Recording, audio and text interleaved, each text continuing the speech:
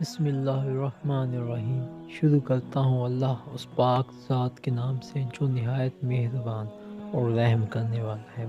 بے شک میرے اللہ کے علاوہ کوئی قادر و مالک، کوئی خالق و کل کائنات نہیں ہے۔ وہ چاہے جس کو عزت دے دے، وہ چاہے جس کو ذلت دے دے۔ السلام علیکم ناظرین اکرامی، میرے وہ تمام بھائی بہن جو خود کو چینج کرنا چاہتے ہیں، جو اپنے اعمال، اپنے گناہوں کی وجہ سے بہت پریشان ہیں، جو اللہ سے محبت کرتے ہیں اور اس کے نبی، ہمارے پیارے نبی آخری حضرت محمد صلی اللہ علیہ وآلہ وسلم کی ذات پر سلام کرتے ہیں اور ان سے پیار کرتے ہیں اور ان کی خاطر اپنے اعمال کو چینج کرنا چاہتے ہیں، لیکن وہ اپنے گناہوں کے کرتا ان اعمال کو چینج نہیں کر پاتے۔ کچھ ٹائم کے لیے وہ اپنے گناہوں کو چھوڑ تو ضرور دیتے ہیں، لیکن ان کا یہ عمل کچھ پل کے لیے ہوتا ہے۔ وہ ان پلوں میں وہ ایسا سوچتے کہ یار اب تو ہم لوگ گناہ کی طرف نہیں جائیں گے۔ کچھ ہوتے ہیں جو اپنے آپ کو قابو کر لیتے ہیں اور کچھ دوبارہ شیطان کی ورگلاہٹ میں آ جاتے ہیں۔ جو لوگ شیطان کی ورگلاہٹ میں آ جاتے ہیں، وہ ان لوگوں کا نہ تو دل اپنے کام میں لگتا ہے، نہ ہی کسی اور میں۔ اس وجہ سے وہ غصہ، بے اخلاقی اور بہت ہی زیادہ ڈپریشن کا شکار بن جاتے ہیں، جس کی وجہ سے وہ اپنے اعمال پر قابو نہیں پا سکتے۔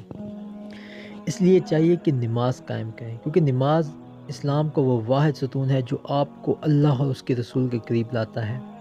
نماز آپ کے دل، آپ کی روح اور آپ کے ایمان کو بہت مضبوط کر دیتا ہے، جس کی وجہ سے آپ اپنے جذبات پر 77% آپ اپنے جذبات پر قابو پاتے ہیں۔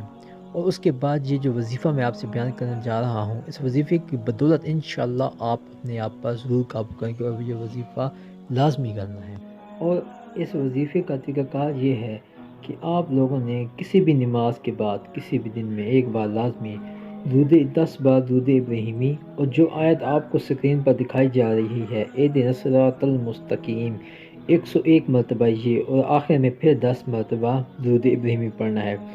میری یہی گزارش ہے کہ انشاءاللہ اس وظیفے کے کرنے کے بعد آپ لوگوں کا دل اس قدر مطمئن اور اس قدر اس میں ایمان کی طاقت آ جائے گی کہ وہ ہر قسم کے شر شیطان اور شیطان کی طرف سے جو بھی آپ کے دل میں ورگلاہٹ ڈالی جائے گی، تو آپ اس راستے کو چھوڑ کر بلکہ اس راستے کی طرف چلیں گے جو کہ میرے اللہ اور میرے رسول حضرت محمد صلی اللہ علیہ وآلہ وسلم نے ہم تمام مسلمانوں کے لیے جو راستہ ہمارے لیے مقرر کیا ہے۔ تو میرے تمام میٹھے میٹھے پیارے پیارے اسلامی بھائیوں اور بہنوں، اس وظیفے کو ایک بار آپ لازمی استعمال میں لائیں، کیونکہ انشاءاللہ اللہ پاک آپ کو ضرور طاقت دے گا گناہوں کو چھوڑنے کی۔ اور یہ وظیفہ ان تمام اپنے بہن بھائیوں تک پہنچائیں جن سے آپ دل سے محبت کرتے ہیں اور چاہتے ہیں کہ وہ اللہ اور اس کے رسول کی راہ پر چلیں اور گناہوں کو الوداع کر دیں۔ خدا حافظ، شکریہ۔